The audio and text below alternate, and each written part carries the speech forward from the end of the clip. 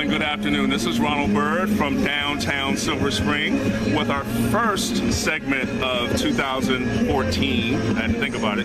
2014 Style Speaks. We have our Artist and Artistry edition today, and I have a really cool and smooth and suave gentleman here to talk to us today. Seneca, nice to meet you. All right, thanks for taking your time. It's a cold day today, but the sun is shining brightly. We had some inclement weather this past week, but that didn't keep us. The show must go on, right? Right. You weren't going to cancel, were you? Oh, no. Okay, because folks was like, I don't know, Ronald. Are we doing this inside? Are we doing this in the coffee shop? No, we don't know the streets of D.C. But anyway, how's it going? Good. Well, tell us what, I've been talking about, and we've been promoting all month long, talking about your creativeness and the fact that you're an artist. And I think I wanted to kind of recognize artists this month because, whether you're, super, I like to be a little bit broad, a little eclectic in the guests that I bring on. You don't necessarily have to be fashion divas or, fashionistas or whatever, or just a model or whatever. I like to talk to everyday people who have a sense of style about them, whether it's their personal style or their professional style. But how, just to go straight to it, how would you categorize your look? If someone was just to ask you, if anybody's ever asked you before, what if they didn't know you, or you met a girl online, she said, "Well, what's your style like?" What would you say? I would say I'm a t-shirt kind of jean wearing guy. Okay. See, I knew he was going to stop there. I thought he was going to. This is going to be fun. He's got shot. Okay, a t-shirt and jean wearing guy. So would you consider that casual? I guess what is that? I mean, I need a word. A laid back cat. Give me a word. Come on, Seneca. Give me a word. I'm pretty much laid back. It's laid back. Well, I think we already see you laid back, bro. We definitely laid back. Okay, so you're a t-shirt and jeans kind of guy. Well, definitely it spoke that, if you watch, if you viewed your photo gallery on Facebook and all your other photographs, you pretty much get photographed in t-shirts, whether it's white or black. So I definitely could attest to that. Well, where does that come from? Where does that, and that doesn't mean that you don't have a style. Everybody has an individual style. But why do you think that, I think the real interesting question, and what people like to hear too, why do you think that you're not more into maybe following fashion trends, or how did that just kind of t-shirt and jean style become your own? Now, where does that come from, really? Take us back a little bit. Dig on in that childhood. What was going on in the house? Really, I just always wanted to be myself. Pretty much wasn't into the name branch things. Growing up, like in school, you weren't really following like the other kids or whatever. Right. Okay. Well, did you get ribbed? I mean, did you get teased for not because it's a lot of pressure in school. I mean, I remember. I mean, it's been a long time ago, but I mean, even in elementary school and junior high school, especially, there's a lot of pressure about wearing a certain type of tennis shoes and wearing a designer this, and kids will call you poor if you didn't wear certain this, whatever. So did any of those? I mean, how did that affect you? It pretty much did. Okay. I was always the quiet type person. Okay. No one ever messed with me. So I was.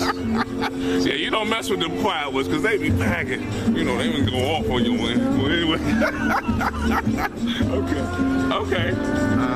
Yeah, that's how I became the t-shirt jeans guy. Okay, so you was just never really one of these people that thought that it mattered. So what was it about not wanting to get involved in it? I mean, I guess it was just not an interest. I get that it wasn't an interest for you, but do you probably or have you thought about why you weren't that involved into it? I mean, did you grow up the only child? Did you have other brothers that, did you have influences like an uncle who, obviously, maybe some people have like influences. They had an uncle who dressed up all the time, or their father wanted them to dress a certain way. They wore shirts and ties to school. I've talked to people, and they kind of know how they develop their own personal style. Well, what do you think it kind of develops from?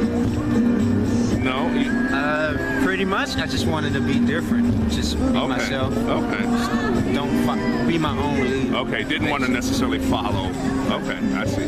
Okay, well, I get that. Well, and that probably ties into the whole creative side of you because you're an artist. So being kind of quiet and kind of maybe, I don't want to use words that don't fit, maybe to yourself, maybe withdrawn. I'm not sure if you were the only child or not. You know, you spent time in your room kind of drawing and being artistic and let other juices kind of flow as opposed to worrying about what people thought. You seem like a thinker, so you were kind of introspective. You know, tap me if I'm wrong. And so you really were able to kind of tap into, because you're quite an artist, tap into your creative side. So do you think that that enhanced the fact that you weren't involved with all this other unnecessary stuff that maybe you deem unnecessary to kind of enhance your creative side visually?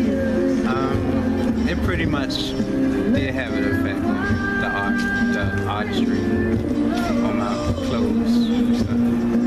Okay, well, talk a little bit about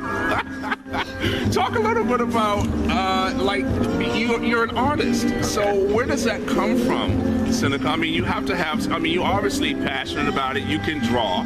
So I mean, if people say, "Well, how did you meet? Who told you can draw? Why did you think you were?" Tell me, because I think that'll be a little bit more of a comfortable subject for you. So okay, growing up watching cartoons, that pretty much was my inspiration. One cartoon that stood out was Teenage Mutant Ninja Turtles. Okay. Ever since then, I've been drawing since I was 5. Doing art since I was 5. Ever since then, I pretty much drew every day. Drew not just Ninja Turtles, but other things also. Pretty much other artists like Van Gogh and Picasso were also my inspirations too. So you're like the big time artist too. Yes. So you started really respecting art, once you realized you can draw. So, well, what did you gravitate to? So then now we can get into the type of art, because there's various types of artists, right? I mean, what kind of things that kind of motivated you that you gravitated to? More, futuristic stuff, graphic, print, or, just drawing, sketching, or, Pretty much drawing, acrylic paint, oil paint. That started me off.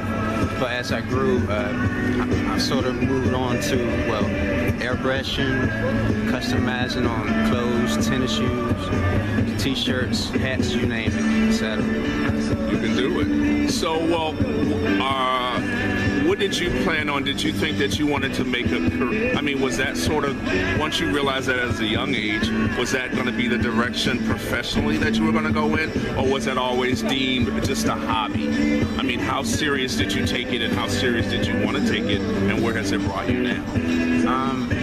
That pretty much was the profession I was looking to go into. You're like, I'm good at this, so let me stick with this here. That pretty much was always what you wanted to do? Yes. Okay. So what have you done to kind of launch that? I mean, you started selling. I mean, talk about that a little bit. Okay. What I do to launch that was I'm starting an upcoming business called Saw Creations, S.A.W. Creations, KREATIONC.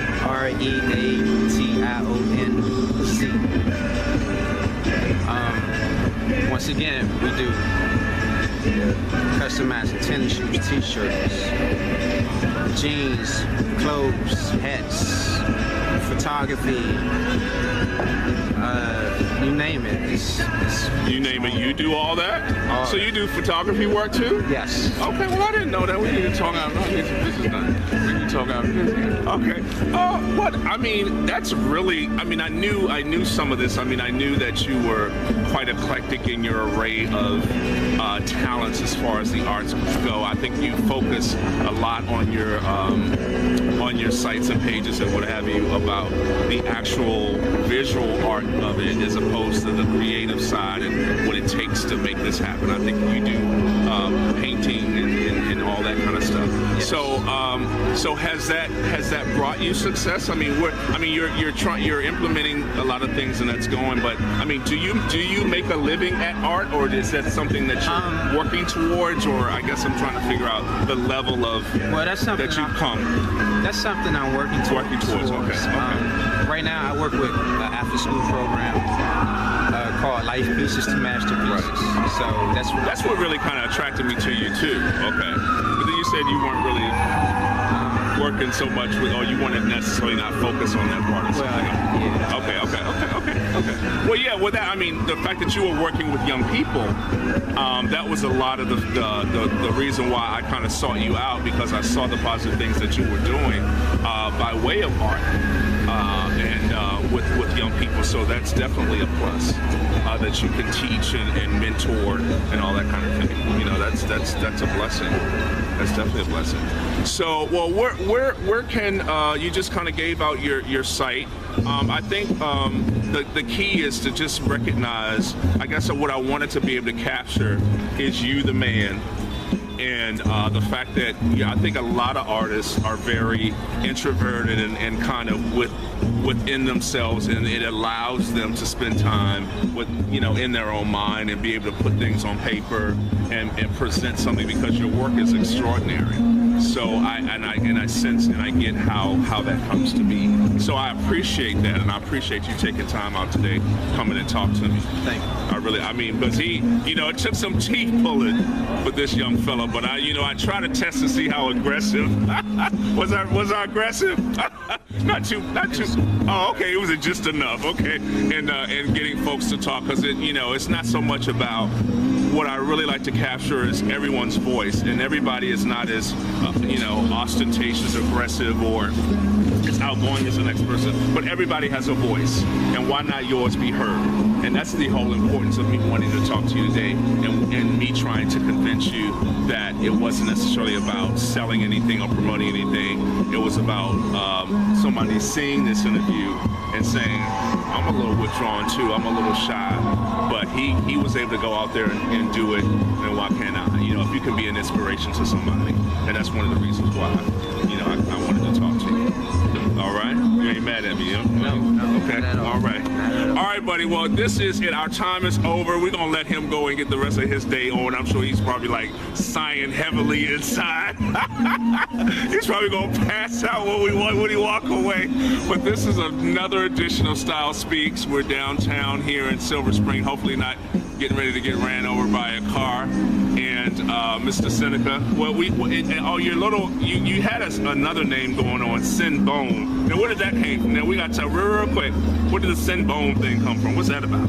Because I was asking my sister here, he's a Bone Thugs and Harmony freak. That's where. And I was like, okay, you need to check him out. His last name Bone, so I knew he was gonna be like all on it. So what's up with that? I'm also a Bone Thugs fan. Oh, so that's where fanatic. Sam a little too fanatic for me, but anyway. Okay, so that's all you want to say about that. Okay, we're gonna let him go. Until the next time, this is another edition of Style Speaks. We'll see you next time.